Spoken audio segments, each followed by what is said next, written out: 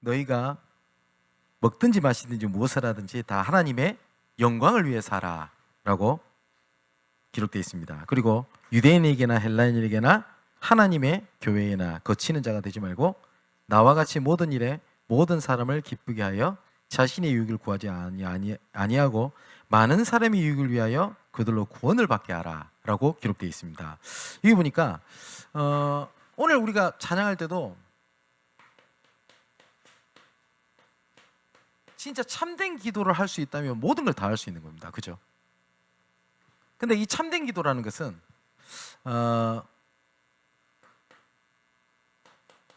복음을 위한 모든 삶을 모으는 겁니다. 그게 무슨 말이냐니까 예수님께서 기도에 대해서 가르치는 장면이 마태복음 6장에 나옵니다.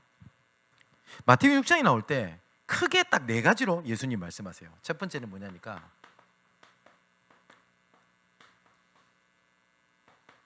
하나님 앞에서 해라 라고 말씀을 하십니다. 그 사람 앞에서 알아주는 거 그거 하지 마라. 왜냐니까 뭐라고 말씀하시냐면 사람 앞에서 알아주는 거 그거 이미 자기 상을 받은 거야 라고 말씀하십니다. 왜냐? 다른 사람한테 보여주기 위해서 기도했잖아요. 근데 다른 사람이 알아봐 줬죠? 응답 받았잖아요. 그죠? 제가 그런 말씀 한번 안 드렸습니까? 그 목회자나 사역자들이 그 쏟기 쉬운 게 그거예요. 뭘 쏟기 쉽냐면 예배 때 그 어디 훈련을 가거나 은혜 받잖아요. 그러면 어떤 생각을 순간 하게 되냐니까 이거 원래 사역하는 데 가서 아니 혹은 우리 학생들에게 이거 전달해야 되겠다 이런 생각이 듭니다. 그죠? 전달했어요. 응답 받았잖아요. 그렇게 말씀을 들었으니까 예수님께서 그 말씀하시는 겁니다. 하나님 앞에서 해라. 그러면서 뭘 말씀하시냐니까 기도를 눈이라고 표현을 하십니다. 그러면서 눈은 몸의 등불이니 그러므로 내 눈이 성하면 온몸이 밝을 것이요 눈이 나쁘면 온몸이 어두울 것이니 그러므로 내게 있는 빛이 어두우면 그 어둠이 얼마나 더하겠냐. 눈을 얘기를 하거든요. 올바르게 봐라 라고 말씀을 하신 겁니다. 세 번째는 뭘 말씀하시냐면 도대체 주인이 누구냐 이 말씀을 하십니다. 한 사람이 두 주인을 섬기지 못할 것이며 혹 이를 미워하고 저를 사랑하거나 혹 이를 중히 여기고 저를 경히 여김이라 너희가 하나님과 재물을 겸하여 섬기지 못할 거다. 주인을 얘기를 합니다. 도대체 너희들 주인이 누구냐. 다시 말하면 우상을 버리라고 말씀하시는 거잖아요. 그러면서 네 번째 말씀하신 게 뭐냐니까 하나님의 나라, 하나님의 의를 놓고 기도해라. 그러면 이 모든 것을 다 너희에게 다하여 주시리라. 자, 잘 한번 보세요. 하나님의 나라가 이루어지게 하옵소서. 우리 기도하잖아요. 하나님의 나라가 뭐죠? 나라에서 제일 중요한 건 뭡니까? 주권입니다. 그죠? 그러면 하나님의 나라가 이루어지게 해달라고 하는 것은 내 지금 처한 상황 현실이 하나님의 주권이요 하나님의 계획인 것을 인정하는 걸 보고 하나님의 나라라고 얘기를 합니다. 그죠? 그러면 모든 것이 하나님의 계획 속에 주권 속에 있습니다. 모든 것이 하나님의 계획이 있습니다. 그 계획이 하나님의 의가 뭐라고 말씀드렸죠? 하나님의 구원 계획이 있음을 믿습니다. 그게 기도입니다. 예수님께서 기도를 가르치면서 맨 마지막에 하신 말씀입니다. 먼저 그의 나라를 구해라. 그리고 그 의를 구해라 라고 말씀하셨습니다. 그리고 그 사도행전 1장 3절에도 뭐라고 말씀하셨죠? 하나님의 나라의 일을 말씀하셨다라고 되어 있습니다. 그러면 하나님의 주권의 일이 뭡니까? 구원 계획입니다. 그죠? 제가 말씀드렸잖아요. 예수님의 모든 공생애의 이적, 기적, 말씀 모든 것의 마지막 결정판은 뭐죠? 십자가 사건입니다. 예수님께서 모든 이적을 다 이루시고 난 다음에 십자가에서 못 박히지 않으면 아무 의미가 없어요. 그죠? 근데 그 모든 것을 보여주신 표적은 뭐예요? 예수께서 십자가 못 박혀 죽으실 거라는 겁니다. 그리고 부활하신다는 겁니다. 그게 마태복음 6장에 말씀하시는 기도입니다. 자, 그럼 잘 한번 보세요. 하나님 앞에서 우리의 기준입니다.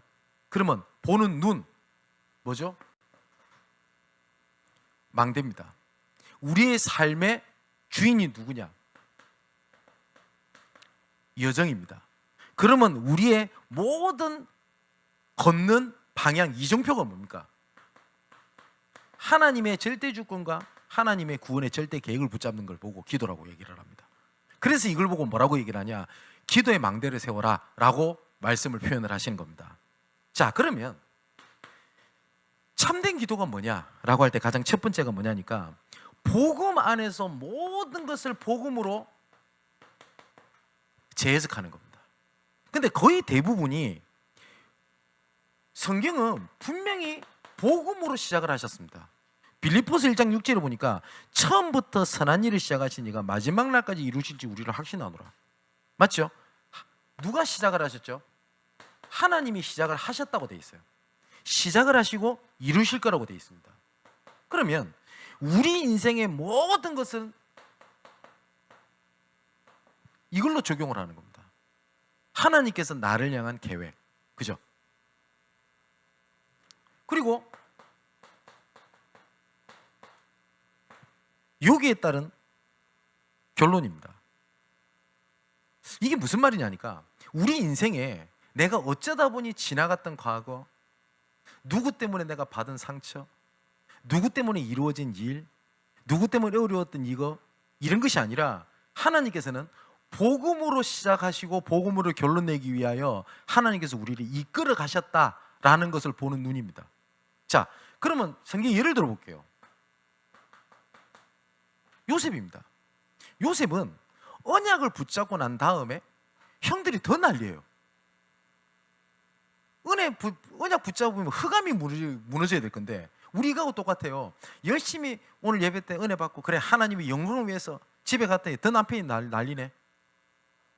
그잖아. 흑암이 무너진 게 아니라 또 문제가 왔어요. 그럼 얼마나 낙심이 되겠습니까? 요셉이 그랬어요. 요셉은 창세기 37장에 언약을 붙잡기 전에는 형들이 죽이려고까지는 안 했어요.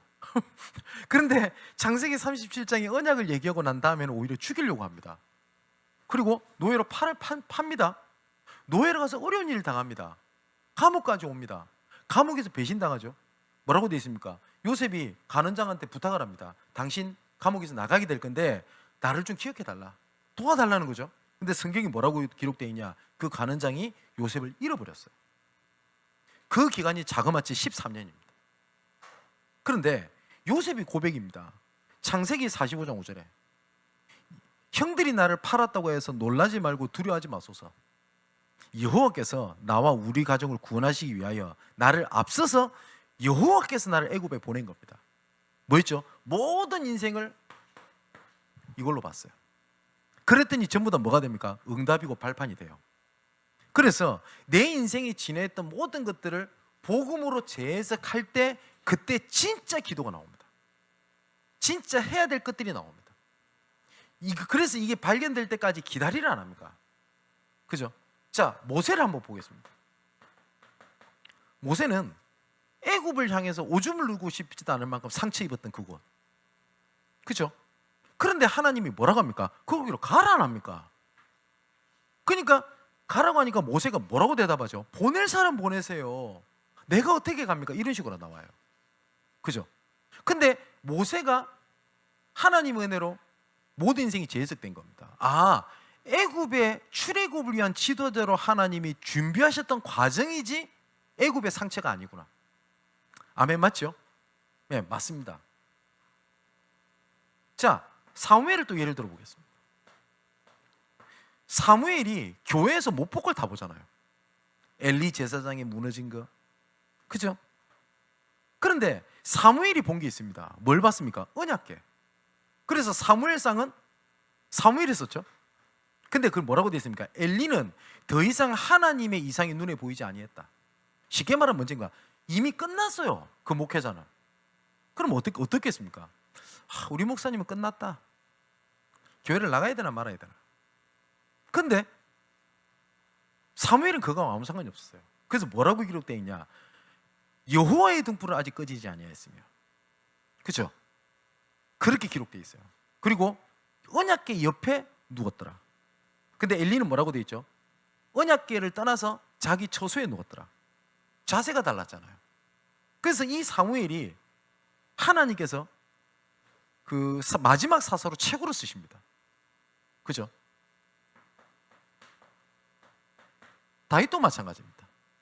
모든 것을 그 성전을 짓는데 인생을 맞춰서 살거든요. 근데 다윗이 그때 용서해주고 그 다음에 다투지 않고 했던 것들이 나중에 본격적으로 그 성전을 지을 때 뭡니까? 적군이 없었어요. 다윗은. 왜냐? 적군을 죽이지 않았어요. 살려줬어요. 그래서 본격 이제 왕이 되고 난 다음에 왕권 강화에 시간을 보낼 것이 없었어요. 다윗은 이미 다 자기 편이었어요. 그래서 왕이 되자 말자 뭘 하죠? 성전 짓는데 모든 걸 다 갖다 바칩니다. 하나님께서 다윗을 축복을 하십니다. 그런데요, 여러분, 제가 지도가 없어서 못 보여주겠는데 다윗 왕국 그 다음에 솔로몬 왕국 할 때 어느 왕국이 훨씬 더 강대했는지 아세요? 솔로몬 왕국 훨씬 더 강대했습니다. 그런데 다윗과 솔로몬의 딱 차이가 뭔지 아세요? 다윗은 왕이 되자 말자 성전을 짓는 데 하나님 앞에 소원을 합니다. 솔로몬은 왕권 강화에 모든 그 집권 초기에 힘을 다 발휘다 합니다. 근데 어떻게 되죠? 솔로몬 왕국 이후에 나라가 쪼가리가 됩니다. 그 차이입니다. 보세요. 모든 것을 하나님께서 무엇을 위해서 준비했구나라고 하는 것들을 재해석하게, 그게 기도입니다. 만일에 요셉이 이걸 못 봤다. 하나님, 내 인생이 왜 이럽니까? 기도했는데 저 형이 왜 저 난립니까? 도대체 하나님은 살아계신 일 한 겁니까? 어떻게 돼요? 그죠? 모세, 내가 히브리 민족이면 뭐합니까? 내가 하나님 언약을 위해서 열심히 했는데 내 지금 꼬라지는 쫓겨나고, 그럼 아무것도 안 되는 거예요. 그죠? 기도가 아닌 건 아니겠습니다만은 하소연을 못 넘어서겠죠. 그래서 기도는 복음으로 내 인생을 재해석하는 겁니다. 그러면 두 번째, 따라 나오는 응답이 있습니다. 뭐냐? 하나님께서 모든 것을 합력해서 선을 이루시는구나. 그게 보여집니다. 아, 하나님께서 혼자 두는 것이 아니라 함께하는 응답입니다. 팀 구성입니다. 제가 이런 말씀을 드렸죠. 교회는 틀린 게 아니라 다른 겁니다. 근데 다른 것을 틀렸다면 절대 답 없어요. 그죠? 저는 그렇게 믿고 싶어서 하는 얘기입니다. 여당, 야당, 국가를 사랑하는 마음이겠죠. 근데 둘이는 다릅니다. 그죠? 지극히 정상입니다. 여당만 있고 야당만 있고 그럼 정치 제대로 안 돌아갑니다. 우리나라 짧은 역사에도 보면 한때 한 당이 모든 것을 다 좌우지지할 때가 있었습니다. 그리고 그 같은 당 안에서도 다양한 소리가 있었던 때가 있고 정책에서 힘을 다했을 때가 있습니다. 어느 때가 훨씬 더 우리 대한민국 정치가 건강인지 압니까? 다양할 때입니다. 다른 것이 합력하지 못하면 갈등의 원인이 돼요. 근데 다른 것이 그대로 있으면 갈등의 원인이 됩니다. 교회도 똑같습니다. 교회만큼 다양한 사람이 모이는 현장은 없어요. 그죠? 어쩌면 다른 단체 조직보다 교회는 훨씬 더 갈등이 많을 수밖에 없어요. 왜 우리 교회는 문제 있는 사람이 많냐? 지극히 정상적이고 그게 교회입니다. 예수님께서 이런 말씀하셨습니다. 환자에게 의사가 필요하지 않냐? 맞죠? 저는 그래서 병원 약국에 써 있는 문구 절대 안 믿는 게 있습니다. 고객님 아프지 마세요. 그럼 저들 망하는데? 그잖아요. 저들 망하는데. 근데 환자가 있으니까 병원이 있는 거예요. 그죠? 예수님께서 이렇게 말씀하셨습니다. 환자라야 의사가 필요한 거 아니냐? 나는 의인을 부르러 온 것이 아니라 죄인을 부르러 왔노라. 그죠? 그럼 무슨 말입니까? 교회 안에 죄인이 많아요. 문제 있는 사람이 많아요. 지극히 정상이에요. 그러면 그런 사람이 더글더글 할 건데요. 그런데 이것이 합력해서 팀 구성에 대한 기도 응답을 찾지 못하면 그게 전부 다 갈등의 원인이 됩니다. 정말 안타까운 것이 우리 대한민국에 교단이 약 200개 됩니다. 장로 교단만 200개 넘어요. 정확한 개수를 모른대요. 그러니까 뭐 누가 이 얘기가 돼요. 우리 대한민국의 장로 교단이 몇 개인지를 오직 주님만이 아신다는 겁니까? 근데 그 교단이 여러 가지 합력하고 좀 다름을 인정하고 이렇게 해서 된 게 아니라 전부 다 갈등해서 다 나눠진 거거든요. 그렇잖아요. 그래서 서로 욕합니다. 좀 다르면 이단, 조금 마음에 안 든다, 저 사이비, 이럽니다. 그렇습니까? 아니잖아요. 그래서 다른 것이 합력해서 선을 이루지 못하면 갈등의 원인이 된단 말이에요. 그래서 잘 보세요. 성경은 크게 몇 가지가 있는데 노예에서 출애굽하죠. 그때 출애굽을 할 때 하나님께서 하셨던 게 있습니다. 전체가 피 발라라. 전체가 모든 이스라엘 지파들은 성막에 참여해라. 이게 하나님의 방법이었어요. 그죠? 자, 뿐만 아니라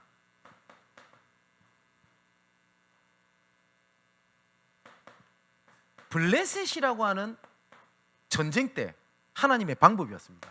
모든 이스라엘은 미스바로 모여라. 그죠? 전쟁 시대 때. 세 번째, 포로가 됐습니다. 바벨론 때도 마찬가지입니다. 이 바벨론에 포로로 있을 때 하나님께서는 성전을 짓게 하거든요. 성전을. 여기 중요한 인물이 3명이 나옵니다. 첫 번째가 누구냐니까 에스라라고 하는 학자입니다. 근데 이 에스라가 성전 개혁을 실패합니다. 실패자입니다. 그런데 그 다음에 누구를 통해서 하나님께서 회복하냐?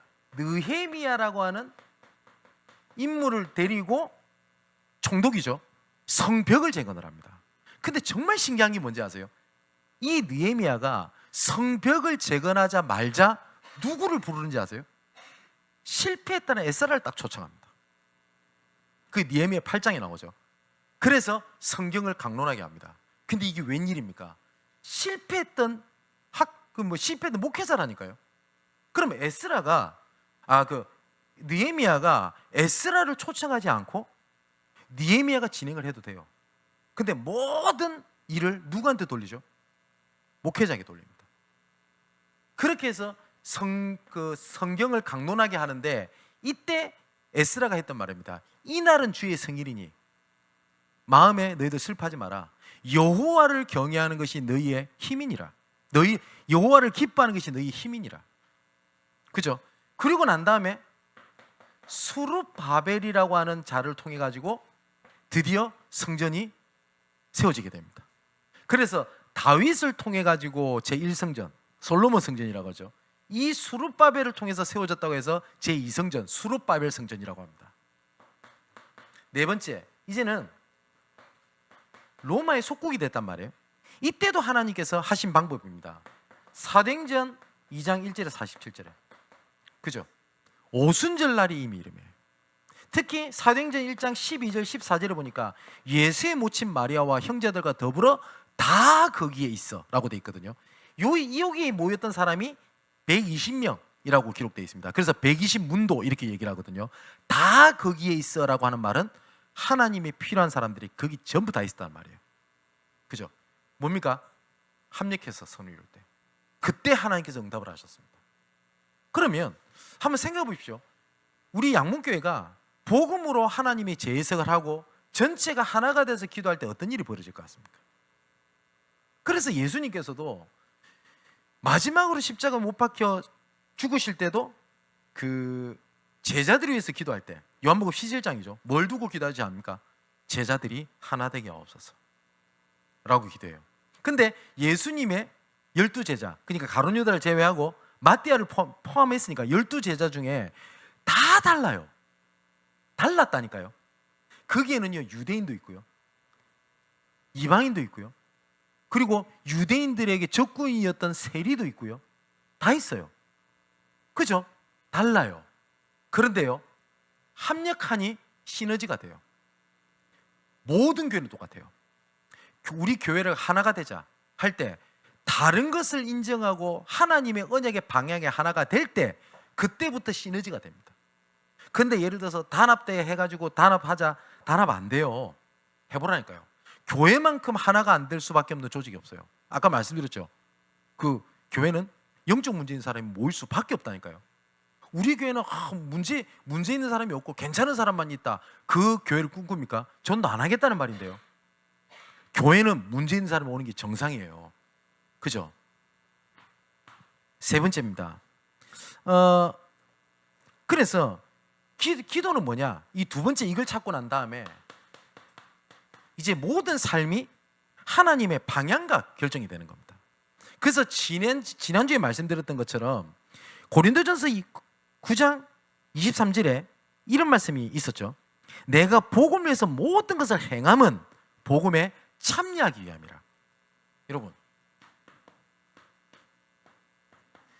여러분 복음에 참여해야 돼요. 그 제자는 예수님과 함께해서 참여했지만 무리들은 따라다녔습니다. 따라다녔다니까요. 좀 차이가 뭔지 아십니까? 예를 들어 우리가 선교를 하겠다 이러면 직접 가는 사람이 있겠죠. 그죠? 후원하는 사람이 있을 겁니다. 기도하는 사람이 있겠죠. 여러 부분에 참여를 하는 겁니다. 내가 할 수 있는 부분을. 아까 미션홈 사역자 모임 때 조금 말씀을 드렸는데 어떻게 전도 운동을 하면 되겠냐 할 때 가장 쉬운 거, 할 수 있는 거, 이게 하나님께서 선을 이룹니다. 이런 사람이 있을 수 있어요. 나는 잘 모르겠고 랩런트들이랑 마음껏 뛰어노는 데는 내 자신 있다. 네, 그게 참여하는 겁니다. 그런데 어떤 사람이 이렇게 얘기하거든요.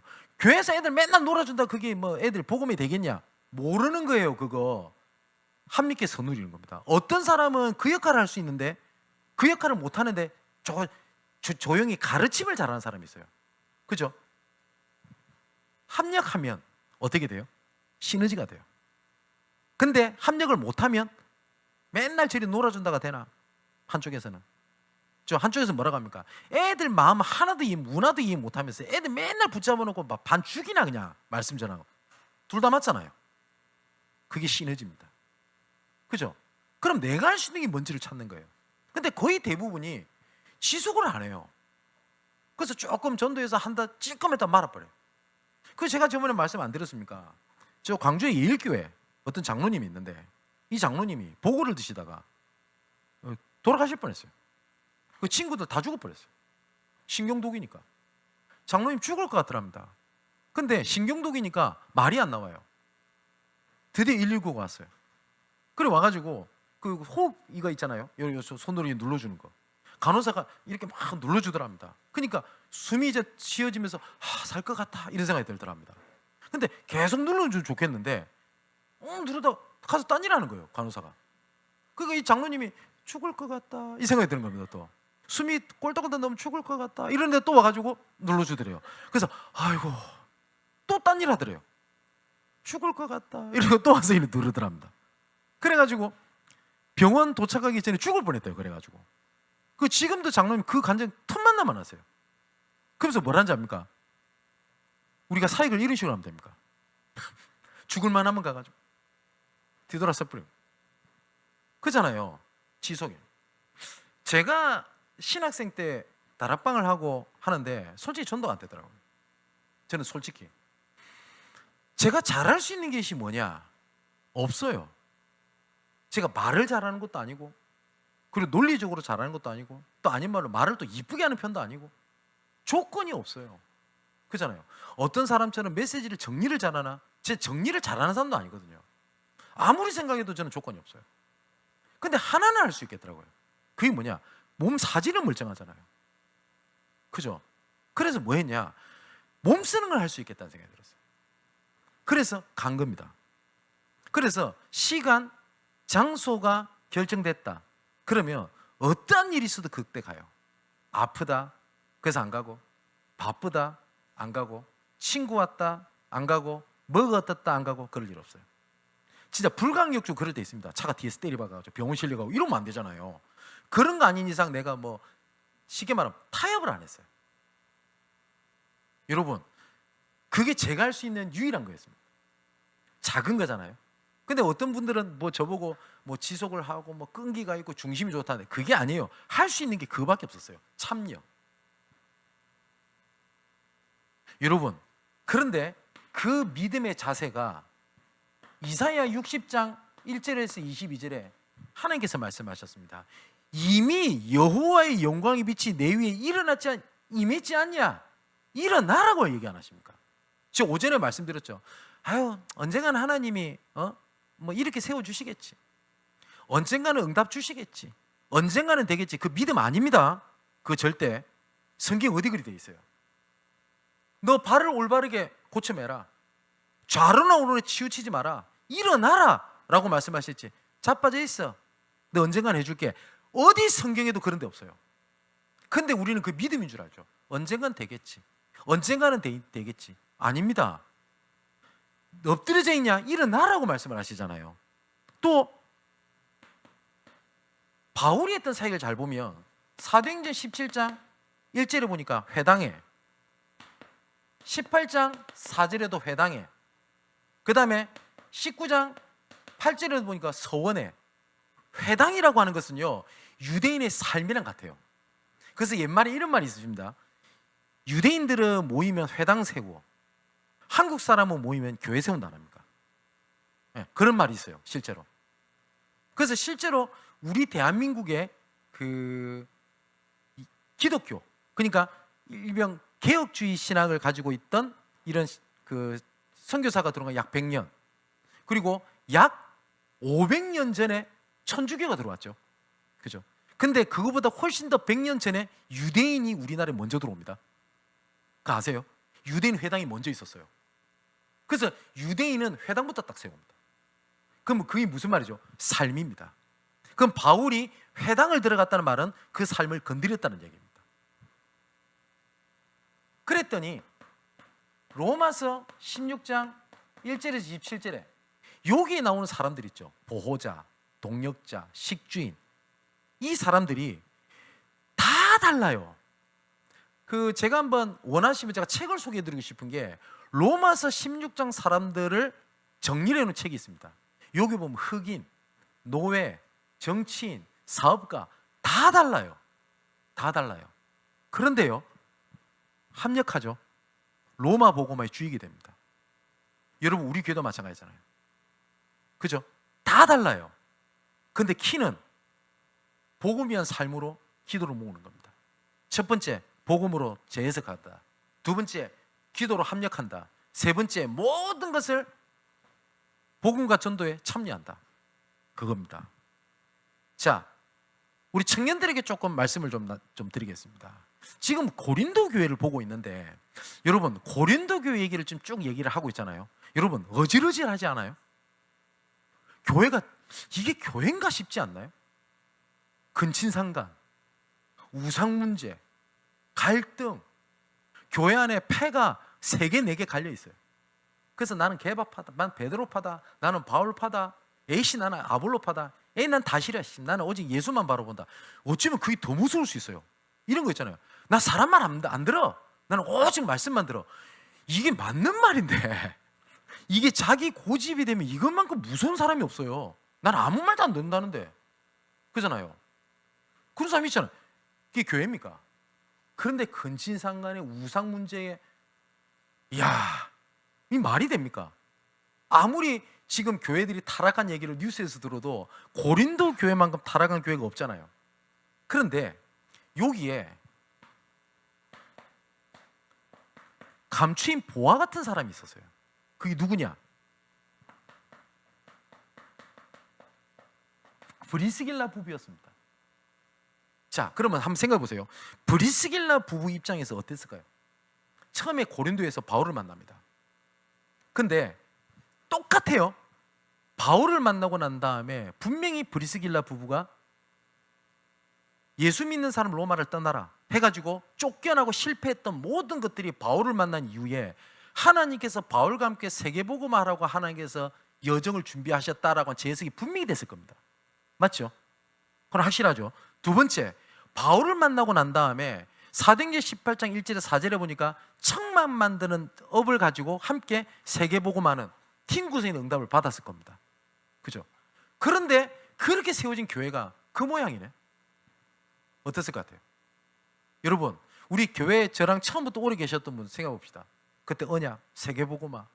근데 교회는 계속 갈등이 오고 막 뭐 여러 가지 어려움이 오고 어땠을까요? 심지어 브리스길라 부부는 자기 집을 내놨어요. 교회를 위해서. 근데 자기 집을 내놔서 교회를 세웠는데 교회 간 분열, 갈등, 근친상간, 우상 문제. 나중에 우리 성경 계속 읽을 겁니다. 고린도전서 12장에서 14장에는요 은사 문제가 터졌어요. 내 방언 받았다 여기서 따따붙다 하고 앉아있고 막 여기저기서 막 분열이 되네. 어떨까요? 바울 입장에서. 아니 바울은 그렇다 칩시다. 브리스길라 부부는요. 그런데 브리스길라 부부가 그런 가운데서 시험 들거나 교회를 떠나가자 하지 않았어요. 왜냐니까 브리스길라 부부에게 절대 흔들리지 않는 절대 망대가 있었습니다.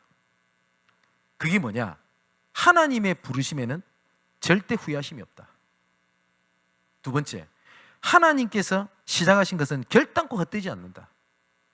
세 번째, 하나님께서 시작하신 것은 반드시 이루신다. 이것이 브리스길라 부부의 기준이었어요. 뭐 교회가 갈등이 되니 그게 기준이 아니었다니까요. 그죠? 자, 분명히 예수님께서 말씀하셨습니다. 주는 그리스도시요 살아계신 하나님의 아들이십니다. 그 고백에 뭐라고 말씀하시죠? 바요나 시몬아 내게 복이 있구나. 이것을 알게 하신 이는 네 혈육이 아니요 하늘에 계신 내 아버지시니라. 그죠? 이 반석 위에 내가 내 교회를 세우리니. 정확한 해석은 이겁니다. 내 교회를 세우리니 아니라 원어로 보면 이 반석 위에 내가 내 교회를 세우리니. 하나님께서 오늘 오전에 우리가 들었던 말과 똑같죠. 내가 내 영광을 위하여 창조하였나니. 이거 똑같은 얘기예요. 내가 내 교회를 세우나니. 음부의 권세가 이기지 못하도록 하겠다. 자, 이게 브리스길라 부부의 뭐였죠? 절대 망대였습니다. 그렇기 때문에 눈에 보이고 현실이 그것보다 망대가 더 컸어요. 자, 이거를 가지고 인생을 걸은 겁니다. 브리스길라 부부가. 여기 어떤 인생을 걸었냐? 분명히 이명 계약이 있습니다. 이 이명 계약이 뭔지는 브리스길라 부부가 직접 말한 적이 없어요. 바울이 말하지 않았다면 우리는 몰랐을 수도 있어요. 로마서 16장 4절에서 5절에 3절에 4절에 보니까 뭐라고 되어 있죠? 나를 위하여 목이라도 내놓을 수 있는 자다 라고 기록되어 있습니다. 그리고 한번 필요하면 찾아보세요. 우리 교육관 가면 요세푸스 책이 있거든요. 그 요세푸스의 이 역사가가 브리스길라 부부에 대해서 평가한 내용이 있습니다.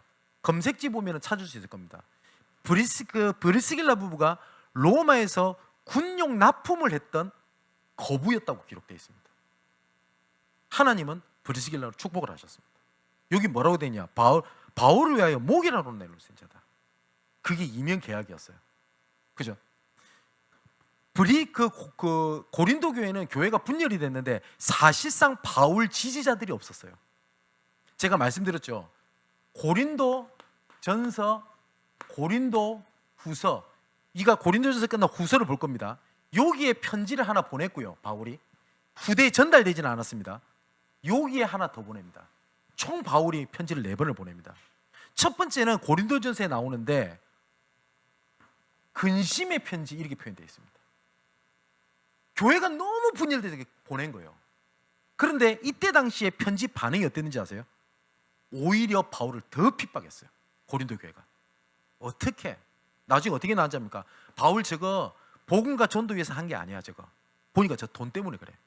근데 그렇게 보일 수 있었던 게 뭐냐니까 바울은 고린도 교회에 머물러 있지 않았단 말이에요. 돌아다녔단 말이에요.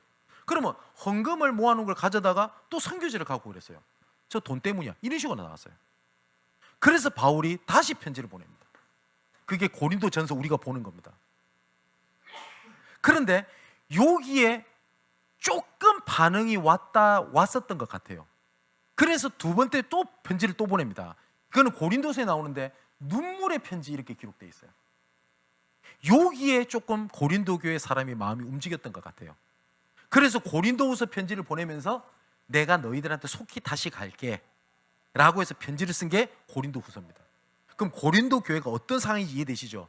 바울 지지 기반이 없었다고요. 그럼 바울 입장에서 어떨까요? 자기가 세운 교회예요. 자지 기반이 없었다고요. 그런데 보아 같은 제자가 있었다고요. 이면객을 가졌다 한 제자. 그래서 이 브리스길라 부부를 통해서, 브리스길라 부부가 한 게 아니죠. 하나님께서는 절대 작품을 만들어냅니다. 그게 뭐였죠? 세계복음화를 이루어집니다. 그 고린도 교회가 로마로 가는 분기점에 중요한 역할을 하는 교회가 어디냐? 고린도 교회입니다. 여러분, 굉장히 잘했던 교회가 아닌데 하나님은 끝까지 이루셨어요. 왜냐? 하나님의 언약은 결단코 헛되지 않습니다. 현실이 바꾸지 않습니다. 그렇다면 우리의 기도가 어디에 있어야 돼요? 하나님의 영광을 위하여 하나님께서 나를 무엇 때문에 나를 지금까지 이루셨는지 그걸 확인하는 겁니다. 그리고 함께하는 겁니다. 그리고 모든 삶을 복음과 전도에 참여를 하는 겁니다. 여기에 굉장히 많은 응답들이 감춰져 있습니다. 오늘 특히 2부 메시지는 그냥 넘기지 마시고 기도에 대한 중요한 방향을 찾는 여러분에게 응답이 되는 말씀이 되기를 주님의 이름으로 축원을 드립니다. 한 가지 지나가는 말씀을 드리면, 저는 어릴 때 굉장히 방황을 많이 했습니다. 그런데 그 방황함이 하나님의 은혜를 보게 되니 저는 그 친구를 품을 수 있는 이유가 되지 판단할 수 있는 이유가 안 돼요. 가끔 이런 얘기를, 안타까운 얘기 듣습니다. 어떻게 렘넌트가 저거밖에 안 돼요? 렘넌트란데 뭐 쟤래 가지고 무슨 복음 가진 렘넌트입니까? 라고 막 그렇게 말하는 사람이 있어요. 저는 생각이 다릅니다. 왜냐니까 이런 나를 살리신 하나님이 저런 애를 못 살릴까요? 여러분 어떠십니까? 여러분 저를 보니까 그냥 저를 좋게 봐주셔서 감사한데, 우리 어머니가 하면 그 얘기 하대요. 동네 어른들이 그랬다 안 합니까? 아유, 자네 아들 보니까 하나님 진짜 있는 것 같다 이러면서. 그럼 제 꼬라지를 안다는 거잖아요. 제 인생을. 그잖아요. 이런 나를 살리신. 그죠? 그래서 찬양가 없어요. 나 같은 죄인 살리신 주의 놀라와. 바울이 뭐라고 얘기한 자입니까? 나는 이단 중에 개수다. 만삭되지 못한 자다. 그렇게 얘기를 합니다. 바울이 순교를 억지로 했을까요? 기꺼이 했겠죠. 온갖 핍박하는 사람들 봤을 때 바울 마음이 어땠을까요? 지는 더 했는데, 속된 말로. 그게 복음으로 재해석되니까 그게 뭐가 돼요?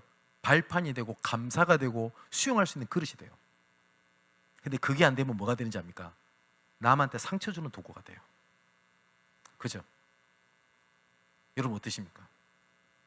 정말 참된 기도가 회복되는 여러분 되시기를 주님의 이름으로 축원을 드립니다. 그래서 마지막 결론은 뭐야?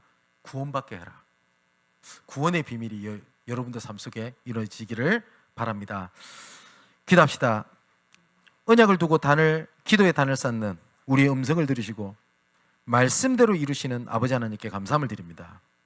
하나님의 영광을 위한 망대를 세워 모든 것을 보는 눈을 열어주시고 우리의 여정이 오직 하나님을 주인으로 인정하는 삶이 되어 먼저 그의 나라와 그를 구할 때 모든 것을 다하시는 이정표를 누리는 참된 기도를 회복하게 하여 주옵소서. 복음으로 모든 것을 재해석하는 지혜와 계시의 영으로 우리를 충만하게 하여 주옵소서. 복음 안에서 모든 것이 합력하여 하나님의 영광을 이루는 것에 하나가 되게 하시고 복음 안에서 모든 삶이 하나님과 통하는 기도로 현장에서 승리케 하여 주옵소서. 고린도 교회가 환난 중에 감추인 보화 같은 남은 자로 브리스길라 부부의 제자가 있었던 것처럼 우리의 새벽이슬 같은 주의 청년들이 그 제자의 길에 서게 하시고 제자의 흐름 속에 있게 하시며 영원히 교회를 살리는 자리에 있게 하여 주옵소서. 이 모든 말씀을 그리스도가 되시는 예수님의 이름으로 기도합니다. 아멘.